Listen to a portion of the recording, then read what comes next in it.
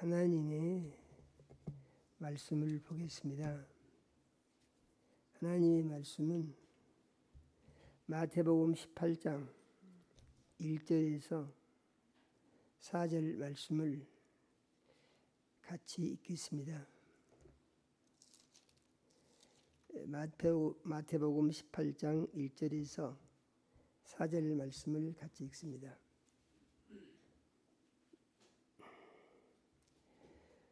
그때 제자들이 예수께 나와 이르되 천국에서는 누가 크니이까? 예수께서 한 어린아이를 불러 그들 가운데 세우시고 이르시되 진실로 너희에게 이르노니 너희가 돌이켜 어린아이들과 같이 되지 아니하면 결단코 천국에 들어가지 못하리라. 그러므로 누구든지 이 어린아이와 같이 자기를 낮추는 사람이 천국에서 큰 자니라. 아멘.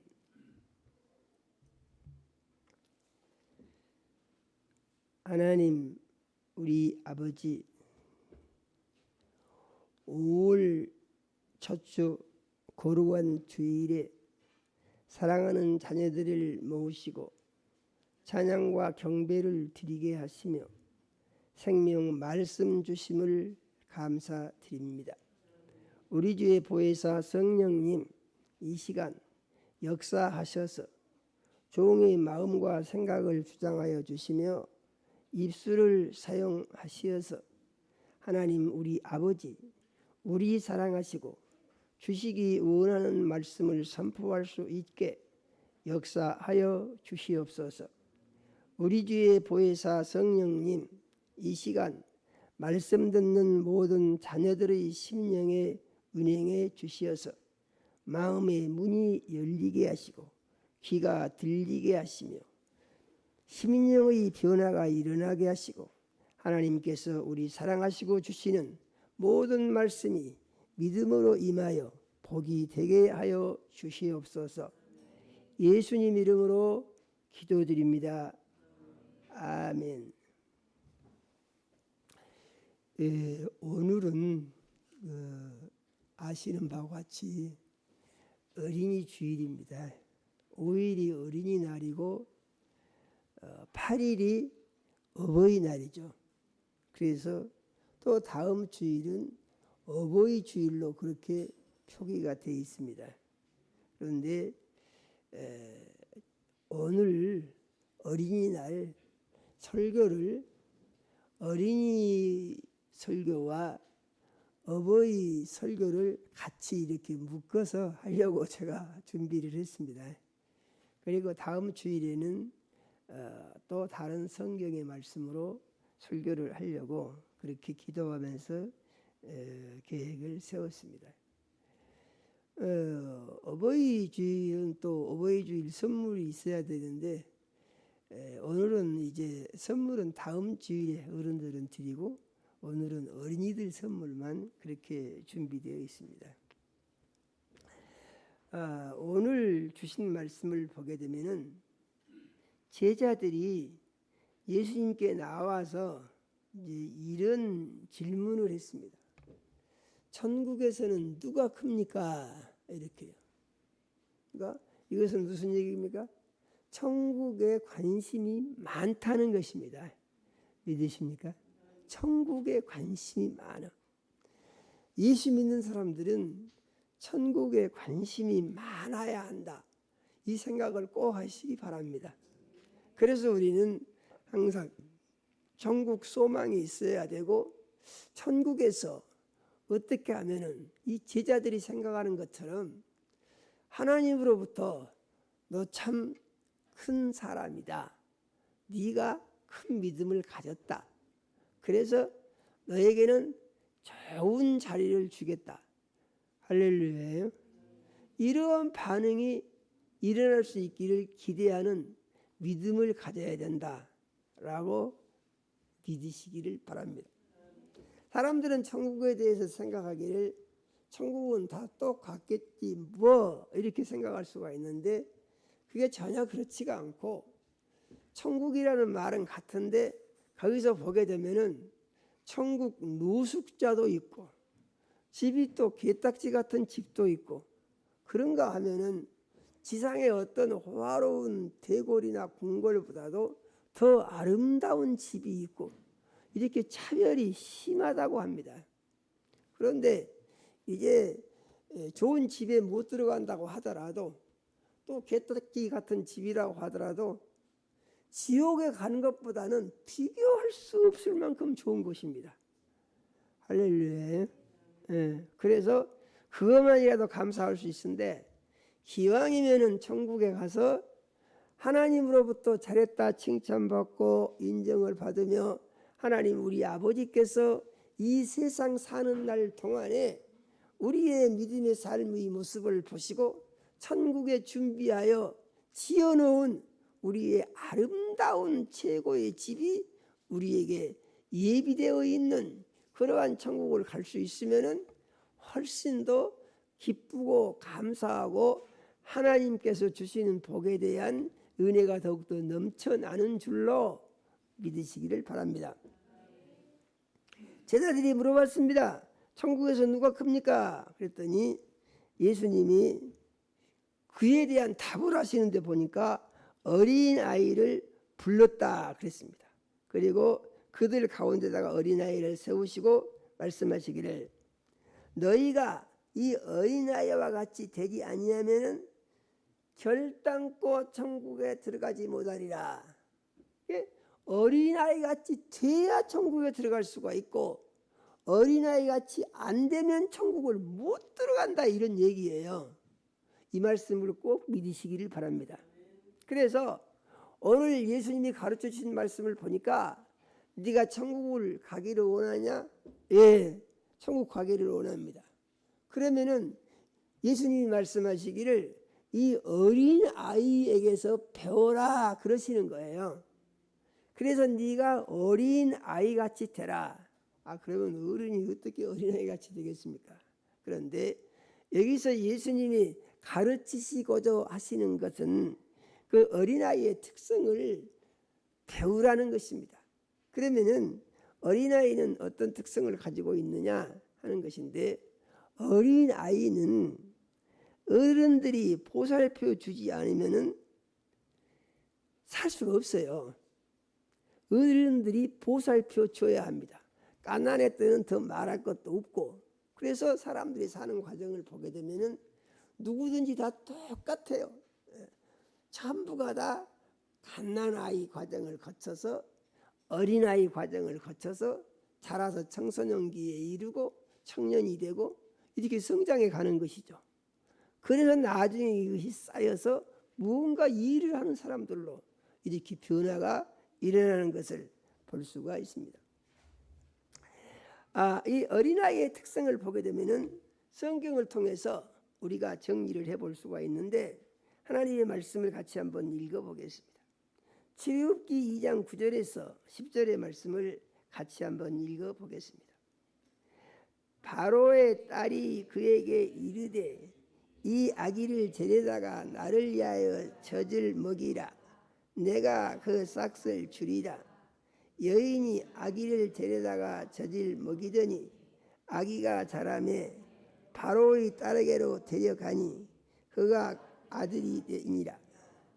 그가 그의 이름을 모세라 하여 이르되 이는 내가 그를 물에서 건져내었음이라 하였더라.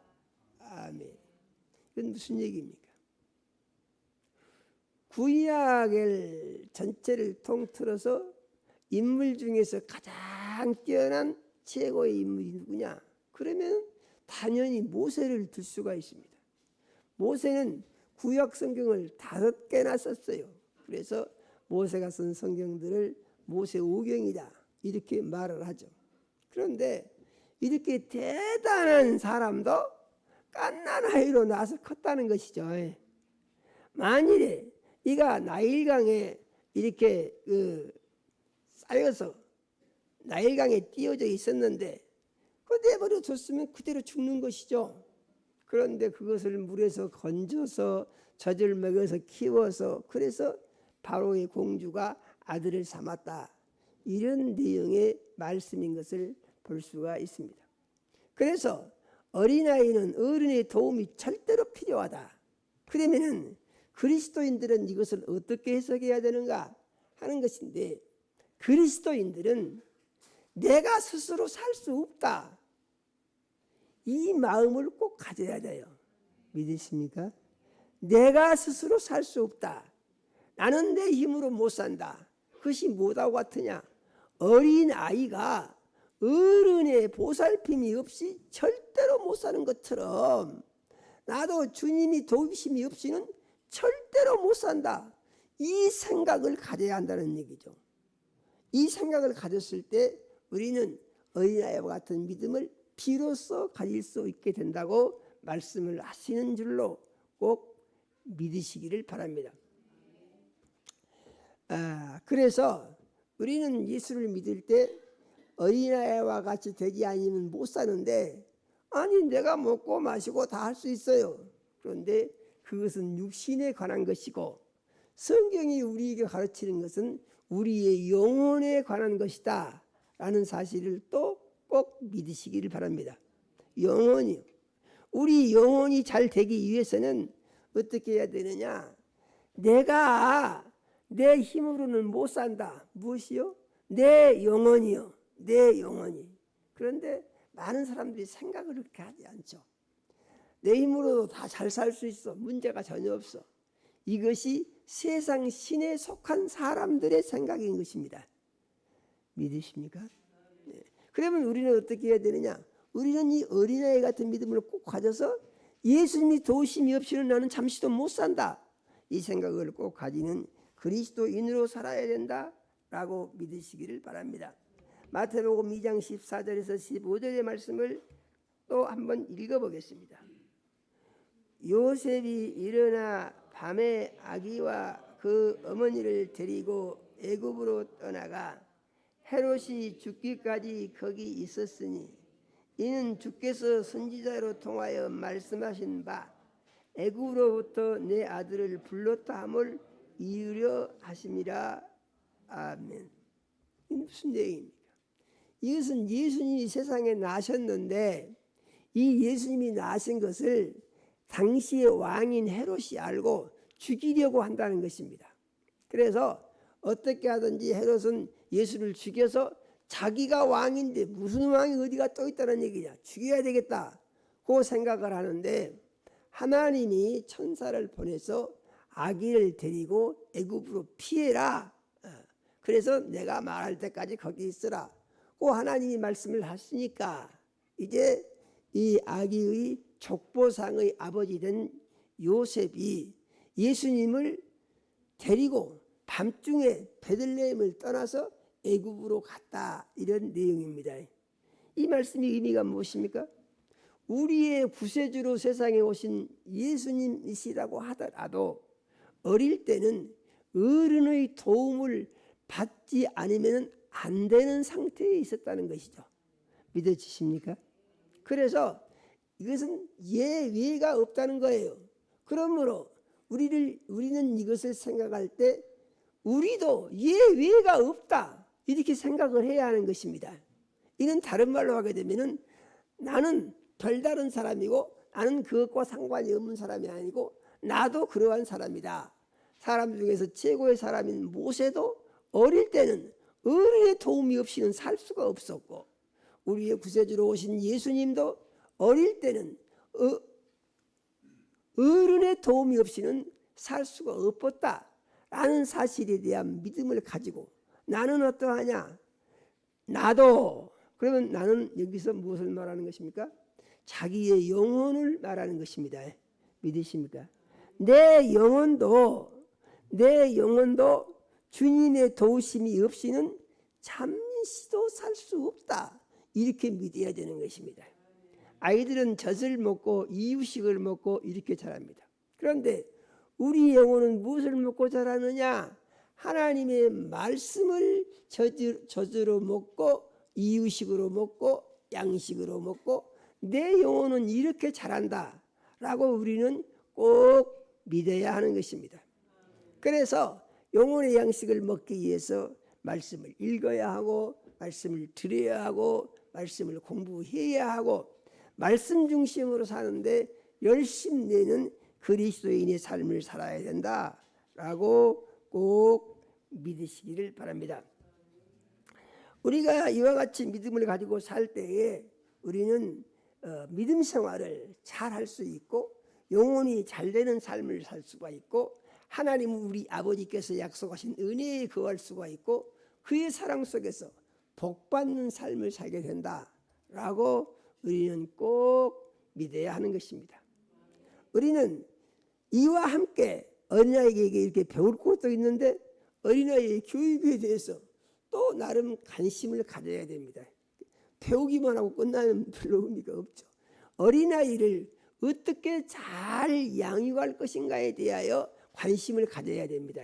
그러니까 우리는 어린아이에게 배우고 어린아이를 잘 기르기 위해서는 어린아이를 잘 보살피고 필요한 일을 또 우리가 해야 된다는 것이죠. 그러면은 어린아이를 어떻게 우리가 잘 기를 것인가 하는 것인데 이 어린아이를 기르는 것에 대해서 이제 보면은 어린아이의 교육에 실패한 사람의 얘기가 성경에 나옵니다. 그러면 어린아이 교육에 실패한 대표적인 사람이 누구냐? 그래서 구약 성경에 사무엘상에 보게 되면은 엘리 제사장이라는 사람이 나와요. 엘리 제사장. 엘리 제사장은 두 아들이 있었는데 옴니와 비느하스라고 하는 아들이 있어요. 그런데 이 엘리 제사장이 이 아이들의 교육을 잘 못 시킨 거예요. 그러면은 어떻게 교육을 잘 못 시켰는고 보니까 애들이 너무 사랑하고 이쁜 나머지 잘 못해도 책망을 안 하고 내버려 두고 그냥 크도록 놔뒀다는 것이죠. 이렇게 해서 아이가 크니까 커가지고서도 어떻게 되느냐? 커가지고서도 자기들 생각도 그냥 그렇게 하는 것입니다. 말을 안 들어요. 자기 아버지 말을 안 들어. 그래가지고 어떻게 할 수 없는 사람이 되어버린 것입니다. 그래서 우리는 아이들을 교육시킬 때 원칙을 가지고 항상 아이들을 가르치고 교육하고 그렇게 해야 됩니다. 많은 사람들이 아이들을 교육할 때 자기가 원하는 아이를 만들려고 그래요. 그러니까 교육의 문제는 그런 것입니다. 자기가 원하는 사람을 만들려고 그래요. 그런데 그리스도인들은 하나님의 사람을 만드는데 아이의 교육의 중점을 둬야 된다라고 믿으시기를 바랍니다. 엘리 제사장은 자녀의 교육을 잘못 시켜가지고 나중에 이 자녀들이 어떻게 되느냐? 이들이 제사장이 될 자식들인데 제사장이 되기 이전에 둘이 다 죽게 됩니다. 엘리도 죽게 됩니다. 집안이 아주 멸문지화를 당해요. 왜 그렇게 되느냐 하는 것인데 그들은 자기가 하고 싶은 대로 한다는 얘기죠. 원칙이 없어요. 그래서 그리스도인의 삶에 있어서 제일 문제가 되는 것은 원칙이 없는 거예요. 그리스도인들이 믿음으로 살아서 좋은 것은 절대적인 원칙을 하나님으로부터 직접 받은 사람들이 그리스도인이다. 믿으십니까? 꼭 믿으시기를 바랍니다. 우리가 하나님으로부터 받으신 하나님의 말씀은 우리의 삶에 있어서 우리의 삶을 최고의 가치로 이끌어 올릴 수 있는 최고의 원칙이다. 더 좋은 것은 없다. 우리가 이렇게 믿어야 하는 것입니다. 우리가 이렇게 믿고 그 말씀 중심으로 살 때에 하나님 우리 아버지 약속하신 은혜 아래 거할 수가 있고 하나님 우리 아버지께서 약속하신 복을 다 받을 수가 있다. 이렇게 믿어야 하는 것입니다. 그런데 원칙이 없이 살게 되면은 방종한 사람이 되죠. 방종한 사람. 문제가 있는 사람들의 공통점이 무엇입니까? 문제가 있는 사람들의 공통점. 모든 문제 있는 사람들의 공통점은 자기가 주인 돼서 자기가 하고 싶은 대로 사는 거예요. 거기에 전부 문제가 생겨납니다.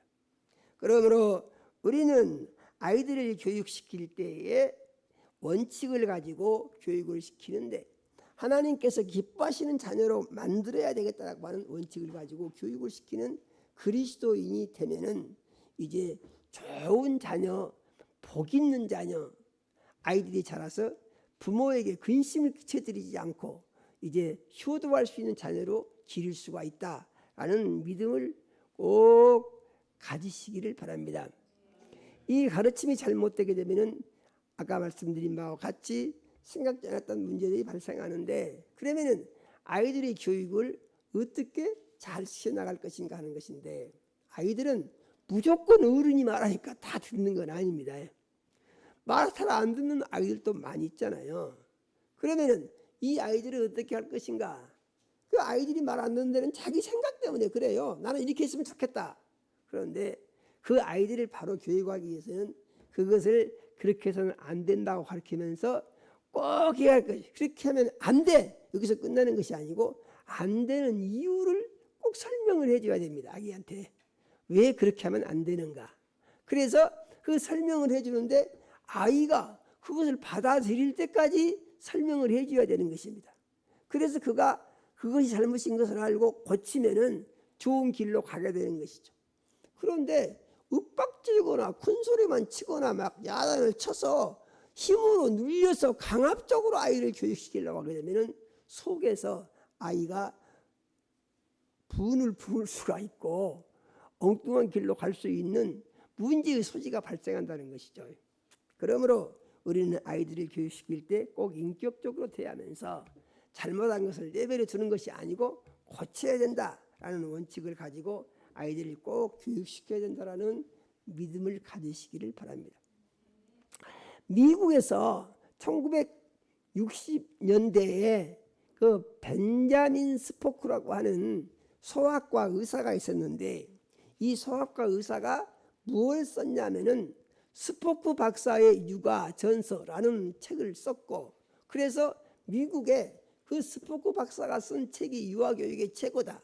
그 내용의 특성은 무엇이냐면은 아이들을 존중해 주어라. 아이들을 막 고치려고 하지 말고 놔두어라. 그러면 아이들이 잘 성장할 수가 있다. 개성을 발휘해서. 그러니까 아이들에 대한 간섭을 여기서 빼는 것이죠. 그런데 이렇게 해서 교육을 받은 아이들이 장성을 해가지고 이제 10대가 되고 청년기에 이르니까 미국 사회가 전례 없는 이상한 현상이 생겼다는 것입니다. 갑자기 청소년 범죄율이 확 늘어나 버렸다는 것입니다. 그래서 사회학자들이 이것을 분석을 하니까, 아니 왜 이렇게 사회가 이 시대가 돼가지고 이때가 되니까 이런 좋지 않은 현상이 나타나느냐. 그래서 분석을 해보니까 스포크 박사의 그 육아전서가 미치는 영향이 컸다라는 결론이 나왔다는 것이죠. 우리는 성경을 통해서 어린아이를 하나님이 기뻐하시는 자녀로 잘 양육하고 아이들이 가지고 있는 특성을 발휘해서 최고의 인격자, 최고의 사람으로 만들어가는 이러한 사명을 또한 감당할 수 있는 부모의 역할을 해야 된다라고 믿으시기를 바랍니다. 성경은 부모에 대해서 이제 가르치고 있습니다. 하나님께서 계명을 주셨는데 1계명부터 4계명까지는 사람이 하나님 앞에서 하나님을 섬기는 데 있어서 지켜야 할 계명, 그 다음에 5계명부터 10계명까지는 사람과 사람과의 관계에서 지켜야 할 계명, 이렇게 구별을 했는데 거기서 맨 첫 번째가 부모를 공경하라고 했습니다. 할렐루야. 부모를 공경하라. 이에 대해서 또 신약 성경은 역시 부모를 공경해야 된다고 확인을 해주고 있습니다.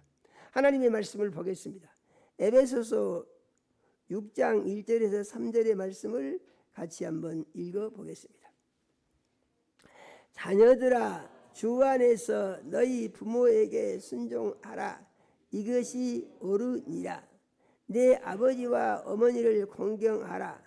이것은 약속이 있는 첫 계명이니 이로써 내가 잘되고 땅에서 장수하리라.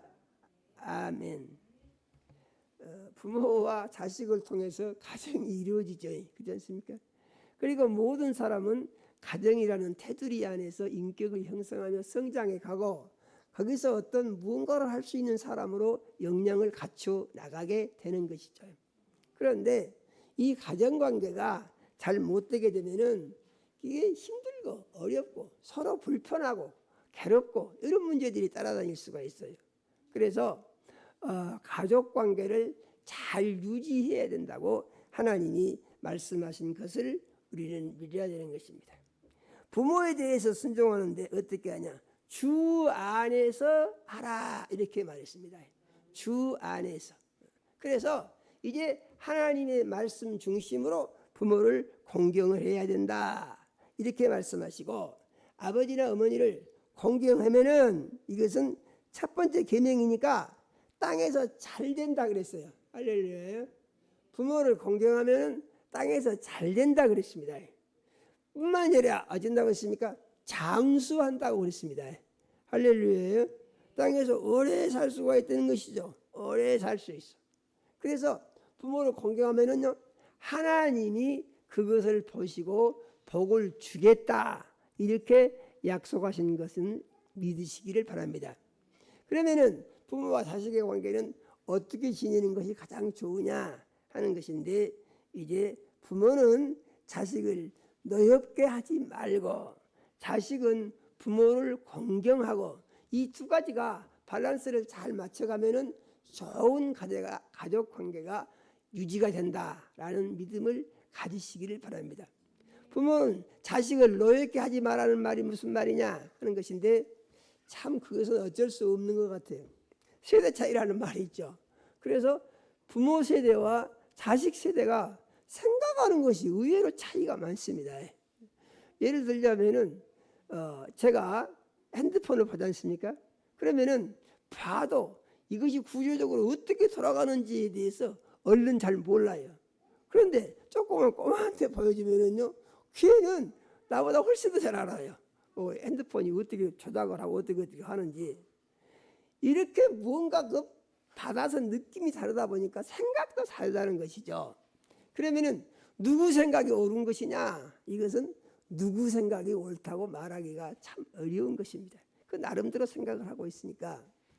그러면은 이런 관계에서 부모와 자식이 같은 시대를 살고 있는데 어떻게 해야 되느냐?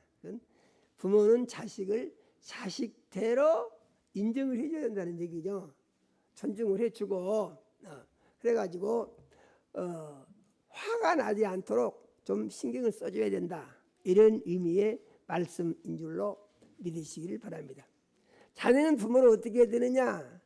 부모가 하는 것이 100% 마음에 드는 부모가 세상에 어디가 있습니까? 그런 부모 찾아볼 수가 없어요. 그래서 성경은 말하기를 공경하라 이렇게 말씀하시는 것이고, 공경을 하면 어쩐다고 했습니까?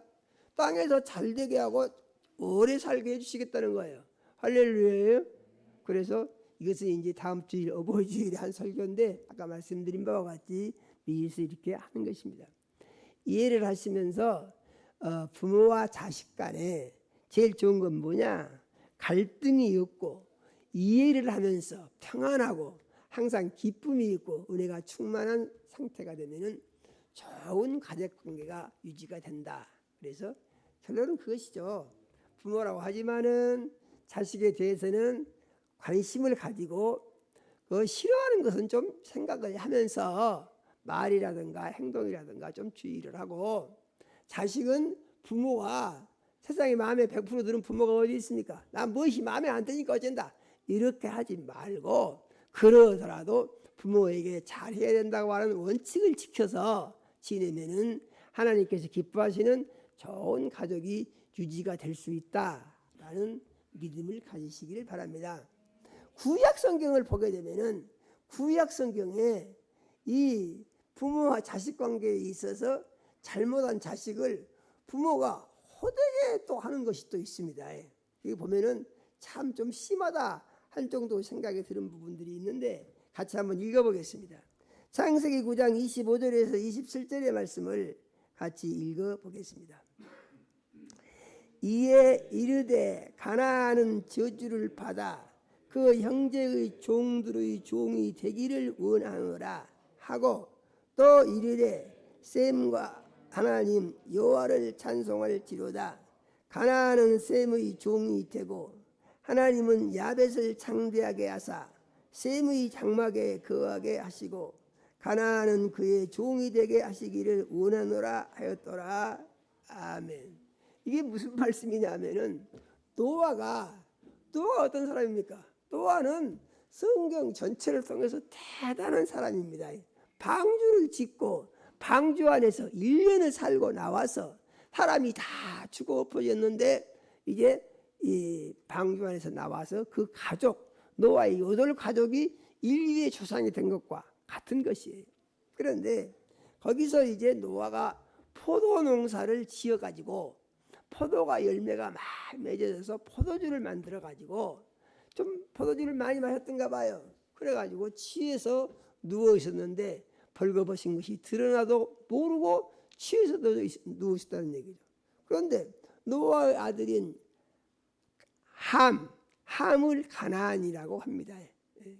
노아의 아들 함이 그걸 보고 자기 형과 동생에게 가서 야, 아버지가 술에 취해가지고 정말 저러고 있다. 그러고 얘기하니까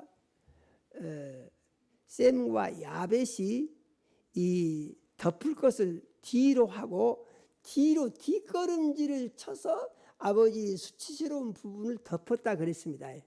그러니까 함은 아버지의 허물을 보고 형제간들한테 얘기를 했는데 그 말을 듣고도 셈과 야벳은 허물을 보지 않고 덮어줬다 이런 얘기예요. 이해가 되시죠? 술 취한 노아가 술을 깨서 그것을 알게 됐다는 것이죠. 그러니까 그것에 대해서 노아의 기도가 이렇게 나오는 것이죠. 가나안 함을 저주한 것입니다. 그러면 함의 후손이 누구냐? 거기서 블레셋이 나옵니다. 함의 후손 중에서. 그러니까 함의 후손이 지금 중동에서 싸우고 있는 팔레스타인이에요. 팔레스타인이 어떻습니까? 팔레스타인이 유대인들하고 싸워서 계속 깨지죠. 계속 저항하고 또 깨지고. 그런데 이미 역사에 이것이 드러나 있는 사실이라는 것이죠. 그건 쭉 올라가면 어디로 갑니까? 노아까지 올라간다는 것이죠. 그래서 성경은 우리에게 뭘 가르치느냐? 부모의 허물을 덮어주고 부모를 잘 섬기는 것이 그것이 복이다라고 성경이 기록적으로 가르쳐준 것을 또 믿으시기를 바랍니다. 그러므로 어버이 주일을 통해서 또 어버이날을 통해서 또 가정의 달을 통해서 우리가 자신을 한번 돌아볼 것은 우리 가정에 잘하고 있는가, 고쳐야 할 것은 무엇인가 하는 것을 돌아보면서 부모님들은 자식의 입장을 헤아려 생각하고 자식은 부모님이 마음에 들든지 안 들든지 상관이 없습니다. 잘 섬겨야 된다. 원칙을 가지고 최선을 다해서 잘 섬김으로 말미암아 복된 가정을 이루는 새로운 시작이 되시기를 바랍니다. 말씀을 마무리 짓는데요. 이제 보니까 누가 천국에서 크냐 하고 이제 물어보는 것에 대해서 예수님이 답을 주시는데 어린 아이와 같이 자기를 낮추는 자가 천국에서 크다 그랬습니다. 믿으십니까? 어린아이와 같이 자기를 낮추는 건 뭐냐? 어린아이들이요, 때로는 때를 쓰기도 하고 자기 주장을 할 때도 있죠. 어린아이들이 무조건 어른 말이니까 다 듣는 거 아니잖아요. 그런데 어린아이들은 어떻게 하느냐? 그것은 일시적인 것이고 어른이 말하면은 듣는다 그런 얘기예요. 듣습니다. 아이들은. 계속해서 고집 부리는 아이는요, 찾아볼 수 없어요. 다 말을 듣습니다. 마찬가지로 그리스도인들도 하나님의 말씀 앞에서 자기를 복종시켜야 된다는 얘기예요. 믿으십니까? 자기를 겸손히 낮추고 말씀 앞에서 자기를 복종시켜야 된다는 얘기죠. 이렇게 하게 되면은 이 사람이 하나님의 눈에 띄어서 하나님의 마음에 들고, 그러므로 이 사람의 이러한 삶의 모습을 하나님이 체크를 하셔서 천국에서 큰 자로 세워주신다 라고 말씀하신 줄로 믿으시기를 바랍니다. 정리하니까 결론이 어떻게 나옵니까? 아이가 어른에게 순종하고 복종하여 어른의 말을 듣는 것과 같이 그리스도인들도 예수님의 말씀에 순종하고 복종해서 예수님의 말씀대로 사는데 힘을 다하게 되면은 이 사람은 천국을 틀림없이 갈 수가 있고, 믿으십니까? 뿐만이 아니라 천국에서 크다고 인정을 받고 칭찬을 받을 수 있는 그리스도인으로 살게 된다라고 말씀하신 줄로 믿으시기를 바랍니다. 그러므로 어린아이들을 보면서 우리는 늘 생각해야 됩니다. 어린아이들을 보면서 나도 하나님 앞에서, 예수님 앞에서, 말씀 앞에서 이 어린아이 같이 돼야 되겠다. 할렐루야요. 꼭 이 마음을 가지시기를 바랍니다. 그래서 하나님 앞에서, 예수님 앞에서, 말씀 앞에서 우리가 어린아이와 같이 자기를 낮추며 말씀에 순종하는 삶을 살기 위하여 힘쓰고 예쓰는 그리스도인의 모습을 보일 때, 그런데 이것을 어떻게 됩니까? 신앙생활에 있어서 가장 중요한 것은 계속해야 된다는 것이죠. 할렐루야요. 계속해야 됩니다. 믿으십니까? 계속해야 됩니다. 그러니까 한 번 하고 쉬는 건 그것은 누구나 할 말이에요. 그런데 그걸 꼭 그대로 계속해야 돼요. 또 그렇게 해야 되고 또 그렇게 해야 되고. 그런데 하다 보니까 어떤 경우가 생길 수 있습니까? 때로는 하기 싫은 마음이 들 수도 있지 않겠어요? 짜증도 날 수 있지 않겠어요? 그리고 자기 생각대로 해보고 싶은 유혹이 생길 수 있지 않겠어요? 그런데 성경이 우리에게 가르치는 것은 이것을 극복해야 된다라고 가르쳐주는 줄로 믿으시기를 바랍니다. 그래서 예수님이 가르치신 말씀을 보니까 누구든지 나를 따르려거든 자기를 부인하고 그 다음에 자기 십자가를 지고 나를 따를 것이니라 그랬습니다. 중요한 것은 십자가를 지는 것이죠. 예수님이 어쨌습니까? 십자가 지고 골고다 언덕을 올라가서 십자가에 못이 박혀서 거기서 죽으셨어요. 믿으십니까? 그래서 그리스도인들도 십자가를 져야 한다는 얘기죠. 그 그리스도인의 십자가는 무엇입니까? 말씀대로 살려고 하니까 힘든 게 너무 많아. 여기서 힘든 것은 무엇입니까? 자기가 죽어야 하니까 그게 힘들다는 얘기죠. 자기가. 그런데 예수님을 보니까 자기가 죽기 위해서 자기를 못 박아 죽일 십자가를 지고 올라가서 골고다 언덕에서 십자가에 못이 박혀 죽으셨다는 것이죠. 믿으십니까? 믿음이라는 게 뭐냐? 예수를 본받는 것인데 예수는 어떻게 하셨느냐? 고통의 십자가를 지고 골고다 언덕으로 올라가서 거기서 못이 박혀서 죽으셨다는 것이죠. 그래서 예수의 이 죽음이 어떤 결과를 가져왔느냐 하는 것인데 영원히 죽지 않는 영화로운 부활을 가져왔다. 믿으십니까? 꼭 믿으시기를 바랍니다. 우리의 이 예수 앞에서 이 죽음이, 자기의 십자가를 지고 예수를 따라 죽는 죽음이 우리를 영원한 부활의 생명에 이르게 하고 우리를 하나님께서 가장 기뻐하시는 최고의 열매의 사람으로 만들어 준다라는 꿈과 믿음을 꼭 가지시고 이렇게 되고 싶어하는 소망을 가지시고 이렇게 되기 위해서 어린아이와 같이 자기를 낮추고 어린아이와 같이 순종을 해서 어린아이와 같이 되어 천국을 확실히 가고 천국에서 하나님 아버지로부터 큰 사람이라고 인정받을 수 있는 복이 있는 하나님의 자녀들이 다 되시기를 예수 이름으로 축원합니다. 하나님 우리 아버지, 이 시간 우리 사랑하시고 생명 말씀 주셔 감사를 드립니다. 우리 주의 보혜사 성령님 역사하셔서 주신 말씀이 우리에게 믿음이 되게 하시고 생명이 되게 하시고 능력이 되게 해 주시어서 우리의 삶의 열매가 하나님께 기쁨이 되고 영광만 되게 은혜 주시고 축복하여 주시옵소서. 그러므로 우리가 어린아이를 본받고 어린아이처럼 자기를 낮추는 삶을 통하여 천국을 확실히 갈 수 있게 해주시고 천국에서 큰 자라고 인정받을 수 있는 축복의 자녀들이 될 수 있도록 역사하여 주시옵소서. 예수님 이름으로 기도드립니다. 아멘.